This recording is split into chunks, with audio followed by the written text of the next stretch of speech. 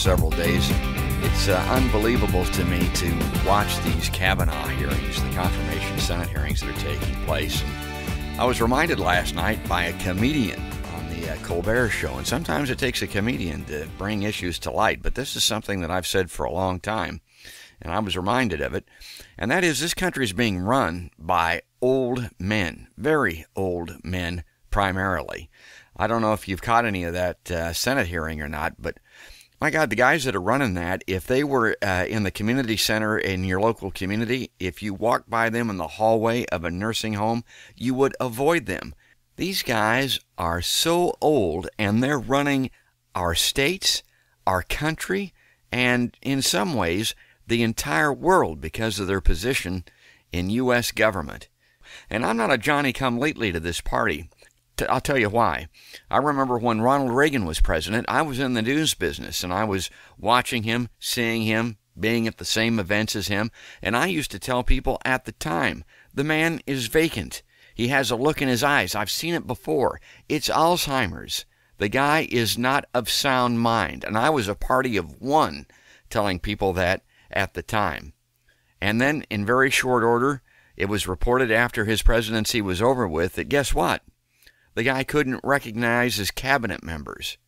He referred to books on his desks as trees, and his wife had to lead him from the helicopter, from the Air Force One helicopter on the grounds of the White House.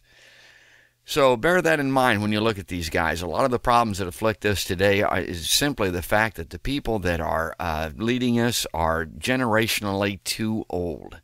They've been there too long. They need to be voted out of office. Now, the other point that I want to bring out in this particular episode of By George is the difference between Barack Obama and Donald Trump, irrespective of the issues. If you're not a news wonk, if you don't like politics, if you don't care anything about the government, if you don't want to see or hear any of that stuff, give me just 30 seconds. Barack Obama spoke at the University of Illinois this week. And I just took a random, almost, clip of what he had to say. Listen to this. It won't take very long. Just give me 30 seconds and listen to this. It did not start with Donald Trump. He is a symptom, not the cause.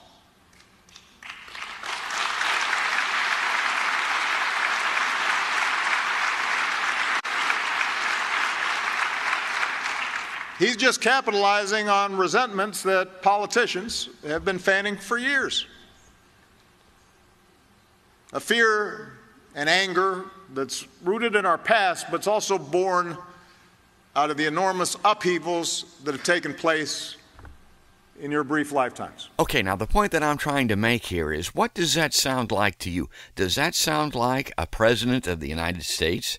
I think it does, because some of the criticism of Barack Obama by the right, by the nutwing that hated his guts and livers, was that we didn't have a commander-in-chief when he was president. We had an orator-in-chief. Well, I want to tell you something. I've spent the better part of my life working in the area of voice because I came from a radio background. And then I was in marketing. And you can tell a lot from someone's voice. It's almost like a mini lie detector. And I can tell a liar from a truthful person by just listening to their voice. My bullshit-o-meter is pretty good. Compare what you just heard to anything that you've heard by Donald Trump.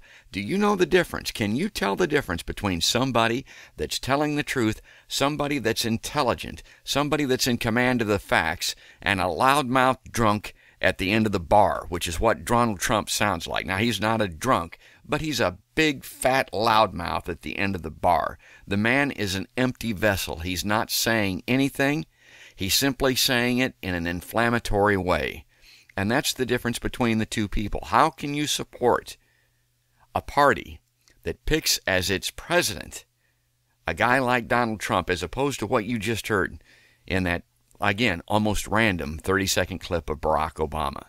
It's not even close. If you're telling me that you can't distinguish between the two, if you're telling me that you think Trump is a better president, is a better fitted candidate to be president of the United States than Barack Obama, I got no time.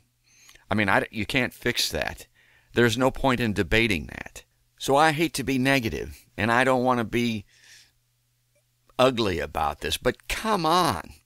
And again, I saw this with Ronald Reagan back in the day. And one of the reasons I bring that up is because I don't know that I'm uniquely qualified to do a podcast like this, but I think I am qualified because of things like that.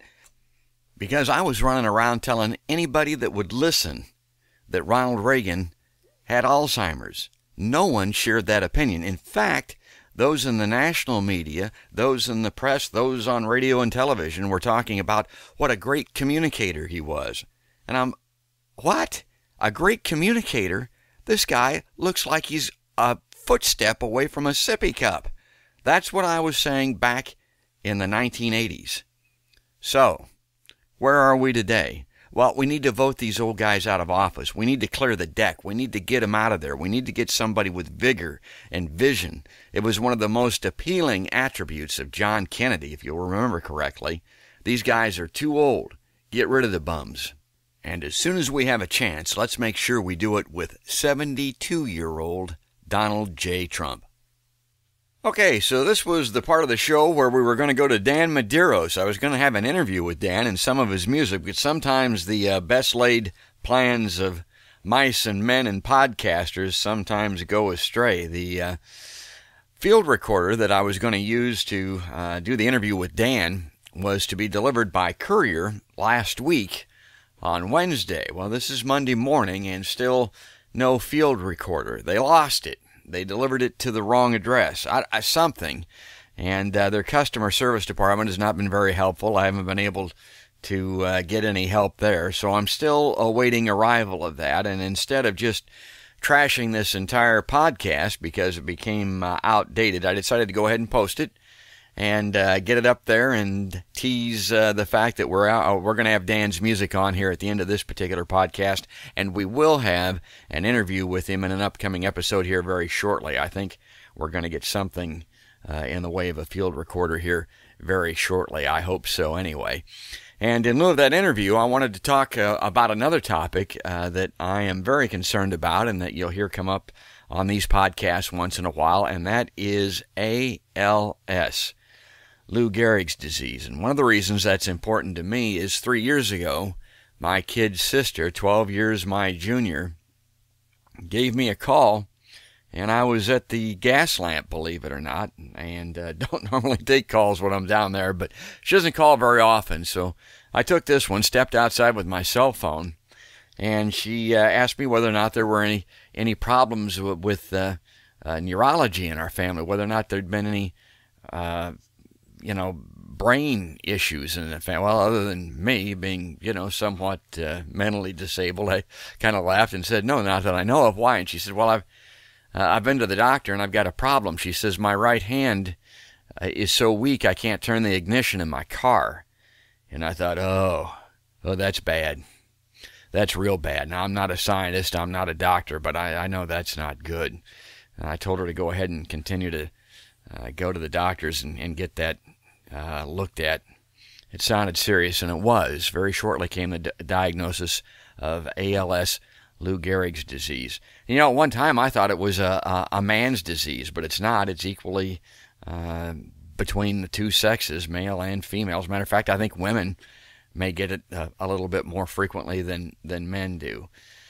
But anyway, then began the long, actually short, downhill slide of this progressive disease. It starts, as I understand it, on the strong side of your body. So if you or anybody you know ever has this horrible disease, they'll notice it first on their right side if they're right-handed, which she was. And it spread from her hand to her arm, to her entire right side, the rest of her body, and it was just a calamitous thing to be a part of, to have to watch, to observe. And she was brave, and she was strong, and it was uplifting from that perspective. But in less than a year, it only took a year, and they say on average it's 3 years with most people, she succumbed to this terrible, horrible disease. And I'm going to have somebody on from the ALS Foundation to talk about it at more at length in an upcoming episode. But I just wanted to maybe bring it up, heighten a little bit of awareness. The bucket challenge, has long passed, but they still need money. They still need support. You still need to be aware that there's no cure for this. Really, they don't have much for it at all. They can take care of you. They can ease the pain. They can make you feel better from a palliative standpoint, as they call it. But there's no cure for ALS. And it seems to me, although I've been told this isn't true, that there's more of it than there ever was before. When I was young, I never heard of it. Maybe it's because we're living longer. But I know two people. My best friend, Joe, his wife, passed away from it. That was probably 5-6 years ago. And then my kid's sister. So be aware of ALS. Do what you can. When someone asks you to contribute, please do so, because I've been affected by it very closely, twice. And I hope it never happens to you or anybody that you know. But if it does, you'll want all the support and help you can get, and now is the time to provide that. And like I said, I'll have somebody on from the ALS Foundation very soon.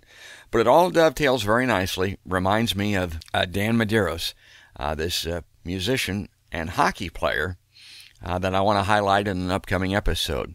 I put on a charity fundraiser just before my sister died for the ALS Foundation at Wells Fargo Arena, featuring hockey players. Dan was the second person to come running to help on that and contribute and participate, and I'll never forget it. And aside from the fact that he's a great guy and a great musician, that's the other reason I wanted to get him on the show. So let's go to the climate forecast here, or the climate story. We're not going to do a travel forecast, I don't think, on this podcast, but I want to end each episode with a brief climate change update, because it's the most important thing, I think, confronting us as a humanity, as a society, as a people on this earth, because without a solution to climate change, the rest of this is all dinky-doo. Here's your climate story. This from author Aaron Blackmore, appearing in yesterday's Washington Post. A trip to a New York park may offer an emblematic view of the Manhattan skyline or the New York harbor, or a relaxing glimpse of green foliage. But these days, those scenes may be partially blocked by a blinking sign with an unusual message. Well, they're those digital boards usually used to announce traffic shifts or construction delays, but these signs blur out messages such as climate change at work and no icebergs ahead. These signs are the work of Justin Bryce Guariglia, an artist and environmental activist whose work is sanctioned by the city. Called Climate Signals, the exhibit runs through November 6th. Presented by Climate Museum in partnership with the Mayor's Office, the exhibition includes 10 solar-powered signs installed in parks around the city. Each sign flashes climate change-related phrases in English and in Spanish, Russian, French, and other languages used in nearby neighborhoods. The signs point to some of the projected consequences of climate change, including rising sea levels, melting ice caps, and the health hazards of humans' dependence on fossil fuels. They were designed to prompt people to think of their city as a place where those changes are already happening. So we're going to sound the alarm here on the podcast by George, and this guy is doing it with digital signs in parks in New York City. I thought that was great. All right, as promised, we're going to take it out here with music by Dan Medeiros, since due to I don't know if you'd call it a technical malfunction, but because of a courier malfunction, we weren't able to have his interview on, but we'll get to that very shortly, and I hope you enjoyed this song by Dan. That's the podcast by George. All the best.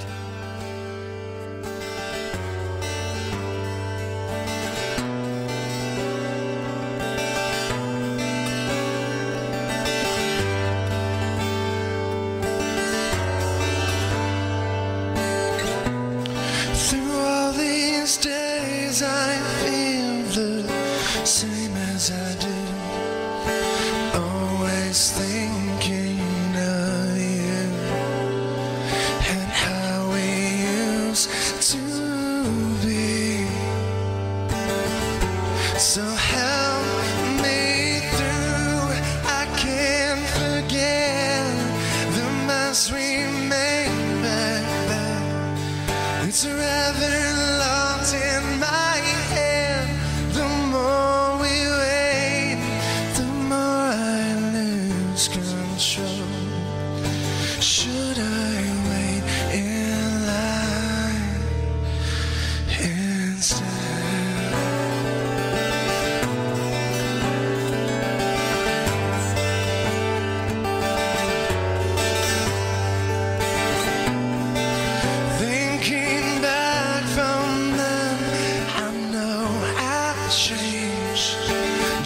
change for better ways. If only you could see somehow the things I do, I can't forget the mess we made back then. It's rather locked in my head. The more we wait, the more I lose control. Should I wait instead for the days I look back this time? Do I feel so used? And I swear I'll do it all for you.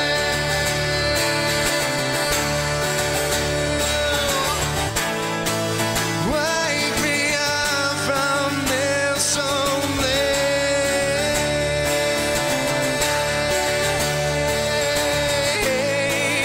Where my head always seems to be.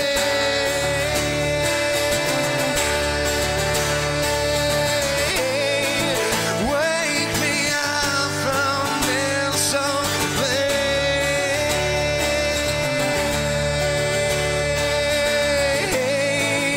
Please don't forget me now.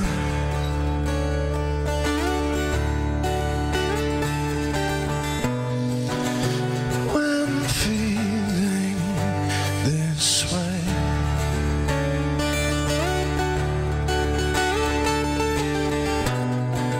I always think it's better to wait, to wait, to wait, to wait, to wait.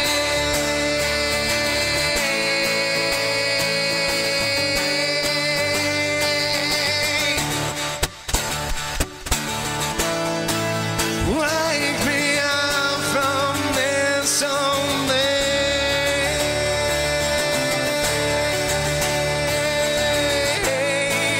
Where my head always seems to be.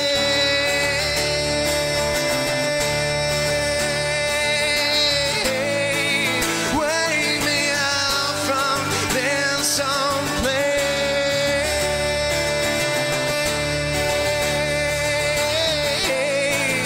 Please don't forget